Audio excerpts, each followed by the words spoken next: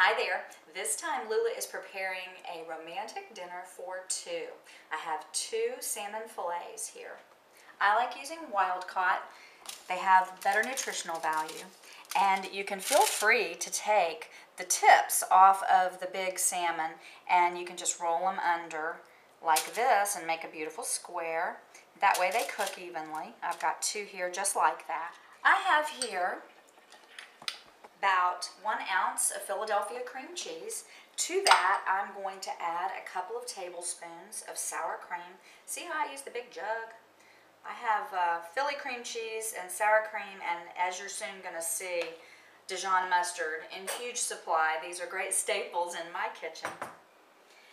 So we've got equal parts of our Philly cream cheese and sour cream, pretty much. Once again, this is not critical. You just dump and dollop to your heart's content. Here are the basics, and you play with it from there. About a third of that, I'm going to add about a half a tablespoon to a tablespoon. I just eyeball it. That looks pretty good. I'm going to taste it before we're done, so we'll figure it out. Of the Dijon mustard. So then we'll stir this through. You know what I did? Here's a nifty trick. You know how we let Philly cream cheese sit out on the counter and we soften it? Well, if you're running short on time, you can throw it right in the microwave. I wouldn't cook it to death or anything, but for this ounce of cream cheese, I did it for 10 seconds, and it turned it into a beautiful, creamy mass that you can completely manipulate. All right, we have some white wine Worcestershire, at least that's what it used to be called. Now it's called a marinade for chicken. I will add about a teaspoon of that. And I just use a regular teaspoon, not a measuring spoon, because once again, you're going to do this to taste and see how you like it. We're going to eyeball about half a teaspoon of dill. That sounds like quite a bit, actually, and it is, but I really, really love the dill profile in this mixture. We're going to add a dash of Old Bay seasoning, or whatever seafood seasoning you have around. Continue to stir till everything's all incorporated. You can see the dill flecks all through it. A little dash of cayenne for some zest.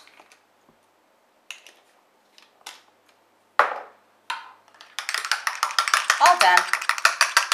Now, I will take a little bit of this mixture, just a dollop, maybe, I don't know, half a teaspoon, and rub it over my salmon. Salmon is a lovely, fatty fish, and it does not need much in the way of fat or sauce to keep it moist. It's going to do that all on its own. But this also helps my spinach mixture adhere to the salmon, which we want. We're going to take our spinach mixture now. I have a half a cup here. This is for two fillets for your lovely romantic dinner.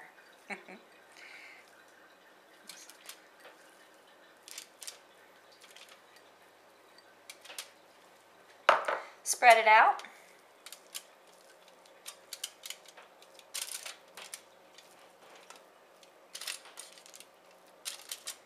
A little evenly over the top of your fillet.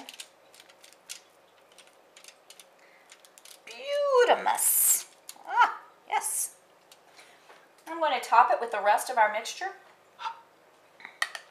Fabulous globules. This is a decadent, wonderful entree, and it's really beautiful if you've got company coming and you make it. The recipe online is actually for 4 people. I had 2 fillets sitting in the fridge, and I thought, well, let's just cut it in half. I keep my spinach in the freezer. I buy it in bags, and I just break off however much I need. Since there's only 2 of us and wonderful Oscar the Pug in the house, I don't make servings for 4 or 8. I've learned to cook for 2, but I did publish the recipe for 4. All right, we're going to garnish this with some pine nuts. It's a little more than a garnish. These pine nuts actually in this recipe add a wonderful flavor profile, so we want them to get all nice and toasty and add flavor to our salmon.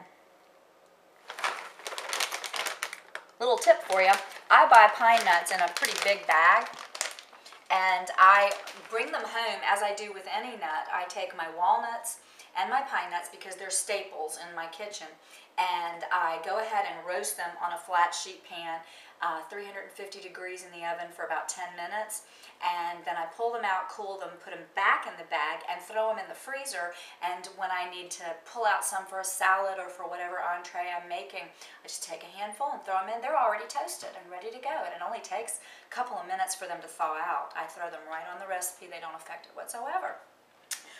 That's how easy this is. We're going to throw it into the oven. I once again have my oven at 365 degrees. These are going to take about 20 minutes. And when they come out, you'll see that the cream cheese mixture is going to be slightly brown and golden, and our pine nuts will be even more toasted, and it'll be just beautiful. And if you wanted to do this for a party, you could certainly platter it, and because of the spinach color, it's just gorgeous. Very colorful presentation.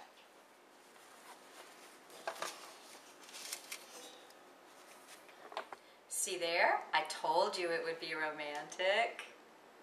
Here's the gorgeous salmon a la Lula. And I'm just going to have me a bite. And I need to get me a pine nut. Oh, rich, healthy, fantastic. I would serve this with a crusty sourdough bread.